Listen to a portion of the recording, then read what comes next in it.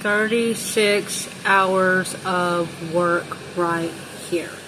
Sunflower Mill Homestead. Today we are going to be pressure cooking hamburger meat. This recipe calls for 4 pounds, but I'm actually going to triple it. So I got 12 pounds of meat, 6 medium onions, garlic, 6 cups of tomato juice, 3 teaspoons of salt, and 1 teaspoon of pepper, and 5 cups of beef broth.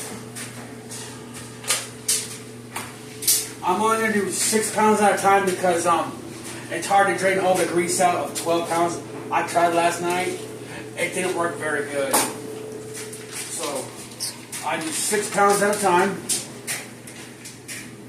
Cook them, drain all the grease out, and then I'll put all the other stuff in the middle of it, and then I'll cook the other 6, and then put it on top of that, and then I will mix it all together. The recipe says that 12 pounds will only do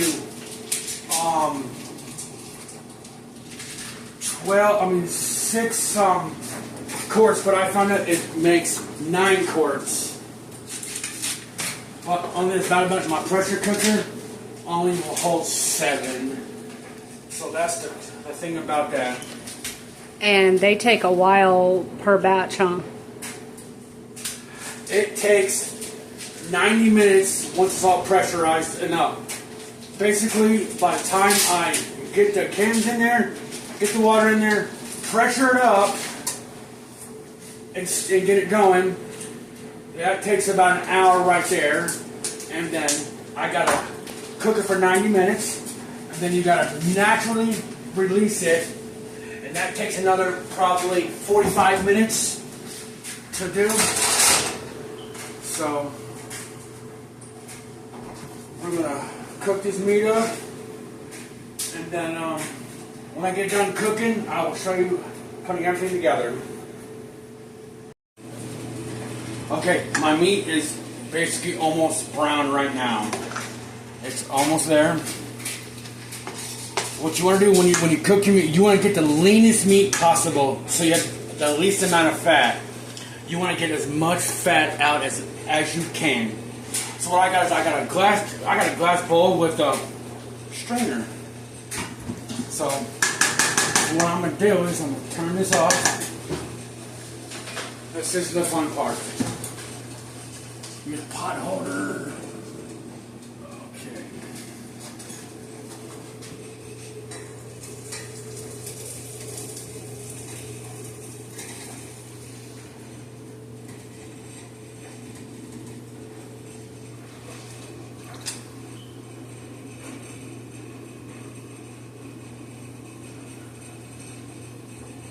Now remember, this is only half of the meat right here. 6 pounds of the 12, right? 6 pounds. See? You gotta do it. I mean, if you want, you can do all 12 pounds if you got a big enough pan, but I tried, and I broke one of her spoons. Plastic doesn't work very good with 12 pounds of meat.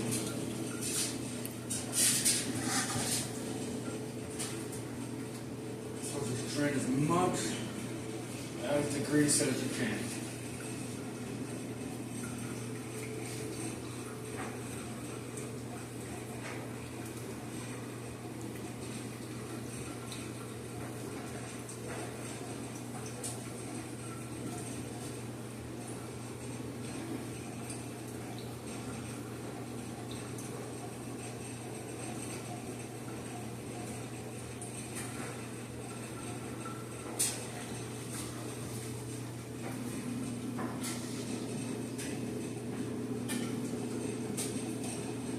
Okay. Pour in our big bowl.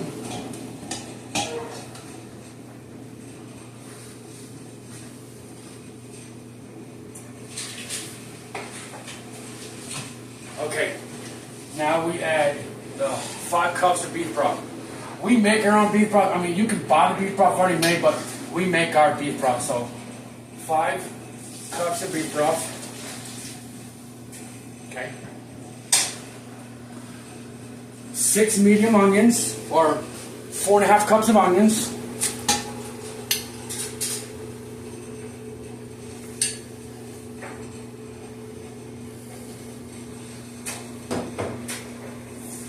.48 ounces of tomato juice, or 6 cups.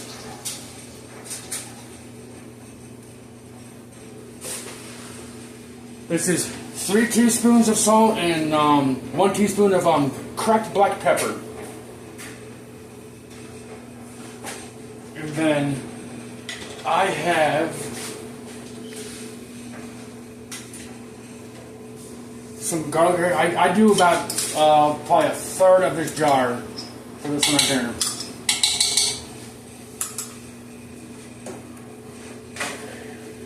Now we're going to mix it. Get it all mixed up.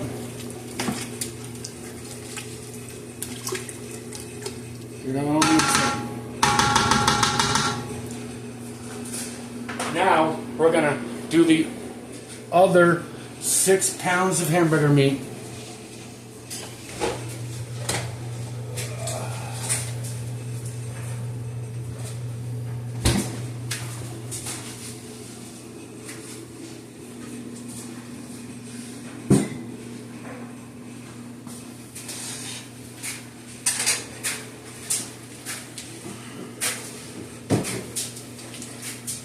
We bought this hamburger meat from a local farmer here. It's a very good meat.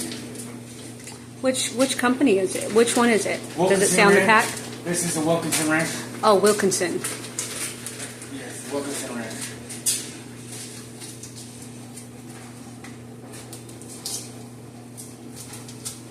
We actually buy meat from a lot of local ranches and farms, not just in Big Spring per se, but areas all around West Texas. Is that accurate?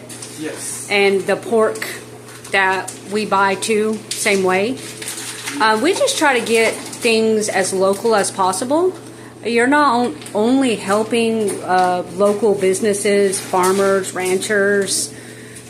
It's better for your health too, because them smaller ranches and stuff, they don't tend to do all the things that big meat processing would do to their meat.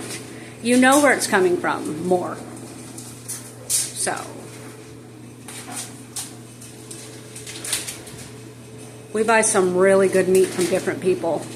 Oh, yeah. The only thing I haven't been able to source locally yet are chickens. Like meat, you know. We have our own chickens, you know, but we don't do meat birds.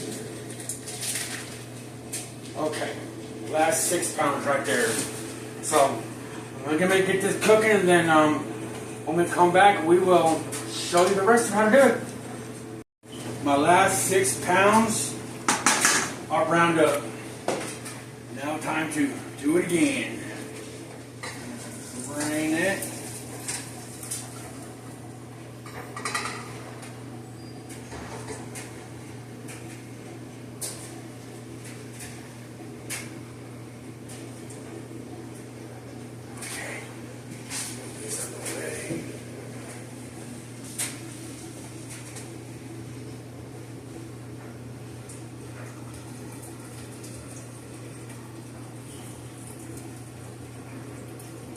As much grease as you can out of this.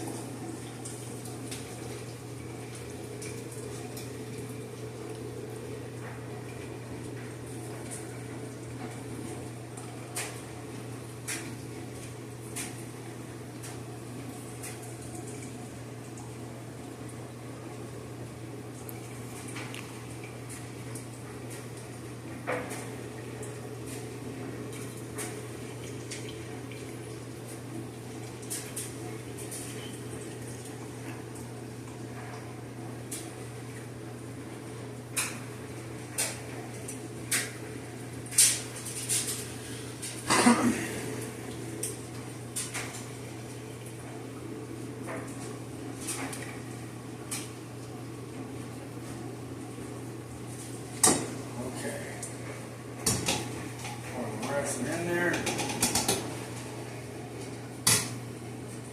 Move this. Okay. Now just bind it all up in there. Mix it all nice and good.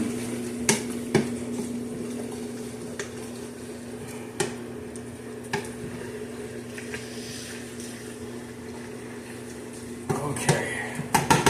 Now what you're going to do now is put it back on the stove. Put it on about medium heat. Bring it up to a simmer. Let it simmer for about 15 minutes, and then after that, we will start putting all the filling inside of our quart jars. You can do pint jars too, but... How many quart and how many pint would you get? Okay. I get 9 quarts out of 12 pounds. I'm assuming you're probably going to get about... 18. Between 16 to 20 pint jars. But I don't do pint jars because we got a big family and it would take like 3 or 4 jars. So quart jars, we just use one. So it feeds the family.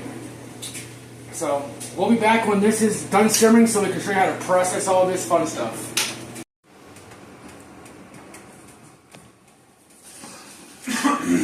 Okay, the meat mixture has simmered for 15 minutes. Now we're going to take it, bring it over here. These jars have been sitting in hot water to keep the jars hot so when it won't break the jar. You could put them in the oven to keep them warm at like 200 degrees for like 20 minutes, but I'm lazy. I did the easy way. So now what we're going to do is we're just going to spoon this mixture in there until there's about an inch from the top. Headspace. Yes. About an inch headspace. About that right there. Perfect.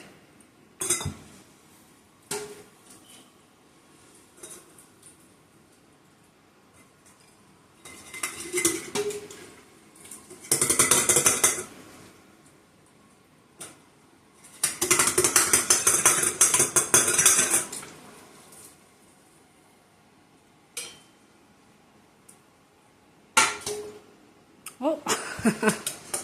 Oh, made a mess. It happens. Yeah, I know. That's what happens when you're being tired doing this. Too much canning, not enough sleep.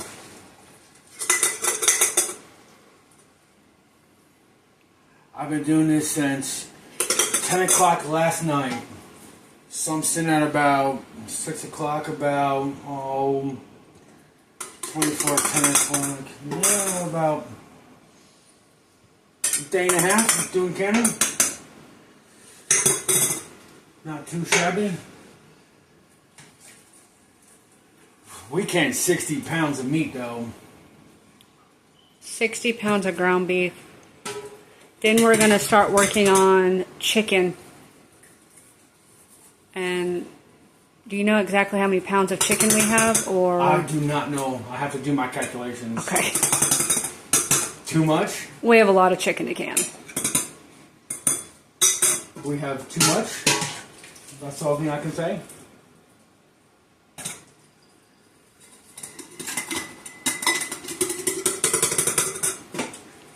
Right now, this funnel is a lifesaver. Yes.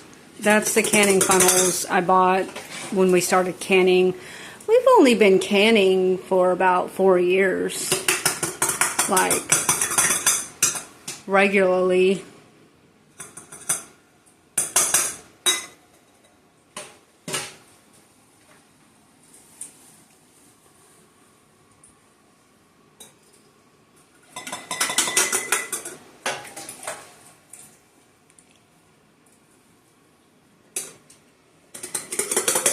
Canning meat is a very time-intensive process. It really is. That's why you should do it in small increments, not be crazy like us and do all this meat at one time. Yeah, that's not the smartest idea. That's not smart. But you know what? We got it. We got it. Oh, you mean you did? No, you're doing the filming. Yep. You're doing the filming.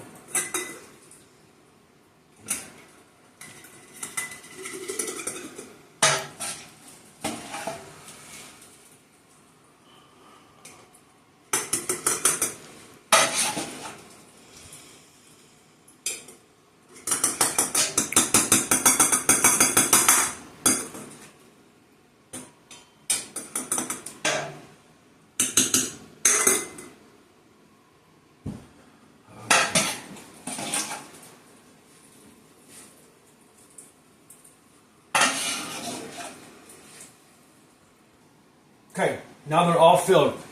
Take this little nifty tool right here to get all the air bubbles out. You have to make sure you get all the air bubbles out when it comes to meat, because the meat is very prone to get bacteria put into them.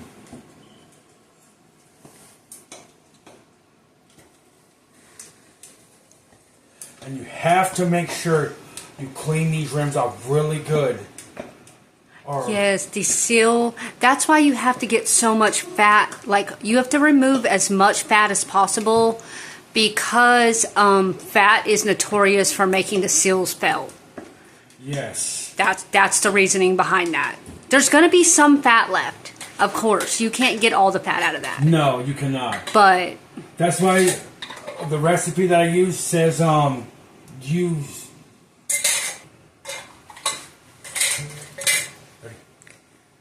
Okay, now after you get the air bubbles out, make sure you clean all these rims off nice and good, because you want this to seal. You don't want to get sick if you don't get it sealed right. But you'll know too if it doesn't seal properly, because the jar's not going to pop. Okay, so don't be too scared about that. Your jar's not going to pop. Right. Yeah. There should be no flex in these seals on these tops if it is canned right. Yes. So don't stress out too much about that. No. And if it doesn't seal right, you can either use it right away. Use it right away, or you can process it again if you want to. Yeah. Me personally, how long it takes, I wouldn't process it again. Just use it. If one or two didn't seal, I would just use it. Now, if a bunch of them didn't seal, then I'm going to process me and figure out what I did wrong. Yeah, get all your lids. Get new lids. The little top flat parts, get new ones of those. Get all these caps hand tight. Now, when you pressure can these, it depends on the altitude, but there's two different canners. You got the weighted canner and you got the dial canner. I got a dial canner. Mine goes 1, 2, 3, which is 5, 10, 15 pounds. We are going to process these at 15 pounds. 15 pounds of pressure. So just put your cans, as many as you need in there. Which ours holds 7 quart jars. So just get 7 of them in there. Okay? And then you want the water to be an inch or two above the lids.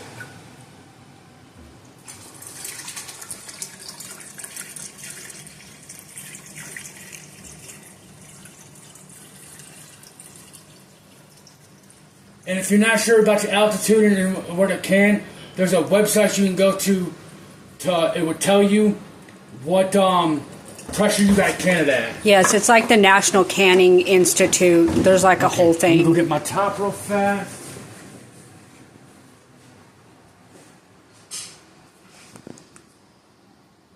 You see, my canner has 1, 2, 3. The number 1 is 5 pounds. Number 2 is 10 pounds, and number 3 is 15 pounds. Yes, that's a dial canner. So what I'm going to do is put this on there. Get it on there. Come on. Come on. There we go. You want to close it off. Okay. You want to keep your vent open on here. Then turn your heat on all the way up as high as you can. What you want to do is you want the water to build up, heat up. Then when your pressure comes out of this right here, a constant pressure, constant steam, lock it over. Lock it up like this right here, so it's locked up. And then wait till your pressure builds up to where you need to. And then you start your timer for an hour and a half. So this will take about 45 minutes for it to charge up to where we can close it off. And then another hour and a half there. Then I will be back in about 2.5 hours to show you the last part of how to do this. After an hour and a half of pressure cooking and 45 minutes of natural releasing,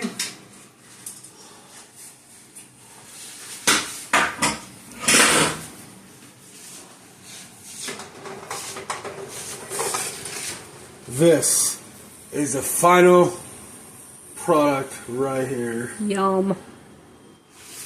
This will make, I have canned 41 of these. 41 of these. So, I appreciate you guys watching us here at Sunflower Meadow Homestead. I appreciate it very much. We will upload another video here pretty soon.